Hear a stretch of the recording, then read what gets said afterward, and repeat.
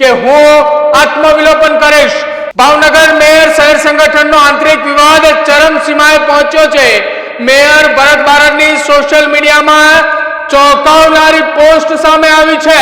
ખોટી રીતે કરાતું દબાણ હવે નથી સહન થતું અને જો હું કોઈ પણ પગલું ભરીશ એ પહેલા અનેક રહસ્યો ખોલવાની પણ મેયર ભરત બારડે ચીમકી ઉચ્ચારી છે।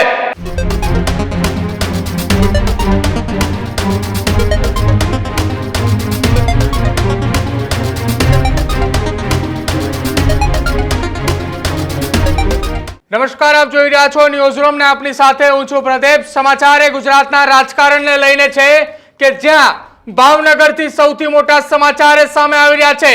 ભાવનગરના મેયરનું દર્દ છલકાયું છે અને દર્દ છલકાતાની સાથે જ ભાવનગરના મેયરે સોશિયલ મીડિયામાં પોસ્ટ મૂકી હતી કે હું આત્મવિલોપન કરીશ। ભાવનગર મેયર શહેર સંગઠનનો આંતરિક વિવાદ ચરમસીમાએ પહોંચ્યો છે। મેયર ભરત બારડની સોશિયલ મીડિયામાં ચોંકાવનારી પોસ્ટ સામે આવી છે। મેયર ભરત બારડે કહ્યું કે ખોટી રીતે દબાવવામાં આવતા હોવાની પોસ્ટની અંદર વાત કરવામાં આવી છે। આ ભાવનગરના રાજકારણના મોટા સમાચાર મેયર ભરત બારડની સોશિયલ મીડિયામાં પોસ્ટથી અત્યારે હડકંપ મચ્યો છે। ખોટી રીતે કરાતું દબાણ હવે નથી સહન થતું। આ નિવેદન ભરત બારડે વોટ્સએપના ગ્રુપની અંદર આપ્યું છે। ખોટી રીતે દબાવશો તો આત્મવિલોપન કરીશ અને સાથે ભરત બારડે એ પણ કહ્યું કે મેં આ સમગ્ર બાબતની જાણ પાર્ટીને કરી છે, સંગઠનને કરી છે અને જો હું કોઈ પણ પગલું ભરીશ એ પહેલા અનેક રહસ્યો ખોલવાની પણ મેયર ભરત બારડે ચીમકી ઉચ્ચારી છે। જો કે કેટલાક મેસેજ ભરત બારડ દ્વારા સોશિયલ મીડિયા ગ્રુપની અંદર ડિલીટ માર્યા છે। ભાવનગરમાં ભાજપના આંતરિક જૂથબંધીની પરાકાષ્ઠા એની ચરમસીમાએ પહોંચી હોવાના સમાચાર હાલ સામે આવી રહ્યા છે। આ એ ભાવનગરના મેયર ભરત બારડ કે જેમના દ્વારા વોટ્સએપના એક ગ્રુપની અંદર વિવાદને લઈને આખા એ સમાચાર વિવાદને લઈ આખી માહિતી લખવામાં આવી છે। તેમણે એવું વિવાદમાં કહ્યું છે કે હું કેવી રીતે મેયર બન્યો એનો જવાબ તમારે સમજવો હોય તો હું તેનો જવાબ આપવા માટે તૈયાર છું। અને એ બાદ એ આખી વાતનો ઉલ્લેખ કરે છે અને આ ઉલ્લેખ કર્યા બાદ ખોટી રીતે હેરાન કરાતું હોવાનું, દબાણ કરાતા હોવાનું વાત એ ભરત બારડ દ્વારા કરવામાં આવી છે। ભાવનગરના મેયરને લઈ આ આખી વાત એ સામે આવી રહી છે। જો કે આ આખી ઘટના દરમિયાન ભાવનગરના મેયર ભરત બારડે પત્રકાર પરિષદ કરતા શું કહ્યું સાંભળો એ પણ।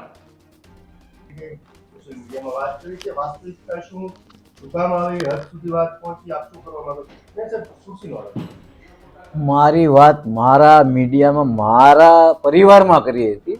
સોશિયલ મીડિયા એટલે કે મારા ગ્રુપમાં કરી હતી અને અમારે અંદર અંદર ક્યારેક આવી વાત થઈ જતી હોય એનો અર્થ એવો નથી કે બદ ઇરાદો હોય કે કોઈને મેં દબાવવા કર્યું હોય કે અથવા તો કોઈ મને દબાવતું હોય, આવી કોઈ વાત નથી।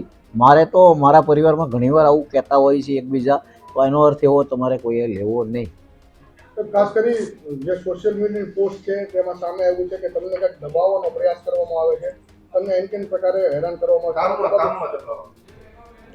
ભારતીય જનતા પાર્ટીનો હું ખૂબ સિનિયર કાર્યકર્તા છું, લગભગ 45 વર્ષ જૂનો કાર્યકર્તા છું અને 1978થી હું કાર્યરત છું, કાર્ય કરું છું, શિસ્તબદ્ધ કામ કરું છું અને પાર્ટી એટલે જ મને ભાવનગર શહેરનો પ્રથમ નાગરિક બનાવ્યો છે અને ભાવનગરનો વિકાસ થાય, ભાવનગરના નાનામાં નાના માણસની મને વ્યથાની ખબર હોય એટલે મને નાના સમાજમાંથી નાના મજૂરી કરતાં અહીંયા મને મેયર બનાવ્યો છે।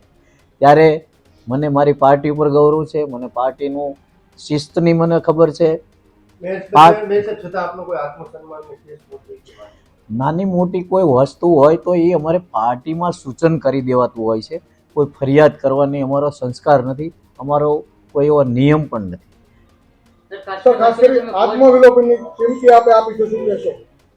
એ તો મેં ખરેખર મારી પાર્ટીમાં વાતમાંથી વાત કરી છે, એનો કોઈ અર્થ નથી, બીજો કોઈ અર્થ નથી લેવાનો।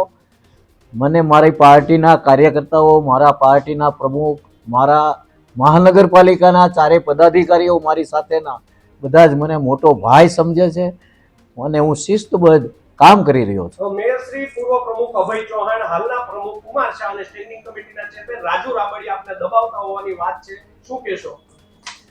મારે આવી કોઈ વાત નથી. અહીંયા તમે દરરોજ ચા પીવા પણ આવો છો, તમને હું રોજ ફ્રેશ રિપોર્ટ પણ આપું છું અને આપને ખ્યાલ જ છે કે હું કઈ પદ્ધતિથી કામ કરું છું. મારી અલગ નીતિ હોય છે, અલગ પદ્ધતિ હોય છે અને એમાં મને કોઈ દબાવતું નથી, મને કોઈ કાંઈ કડકાઈ કરતું નથી. મેયરશ્રી, કાલ પોસ્ટ વાયરલ થયા બાદ ભાજપના હાઈકમાન્ડ દ્વારા તમને શું દબાવવામાં આવ્યા છે? આજે કાલે રાત્રેની પોસ્ટ જે છે તે અલગ છે અને હાલ આપનો સૂર બદલાઈ ગયો છે.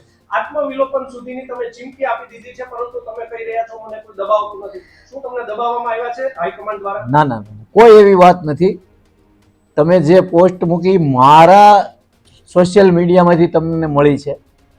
મેં કોઈને ફરિયાદ કરી નથી, જાહેરમાં ફરિયાદ મારી હોતી પણ નથી અને હું જ પોતે પાર્ટીનો વડીલ છું, પાર્ટીનો વરિષ્ઠ છું, પાર્ટીનો મોટો ભાઈ છું.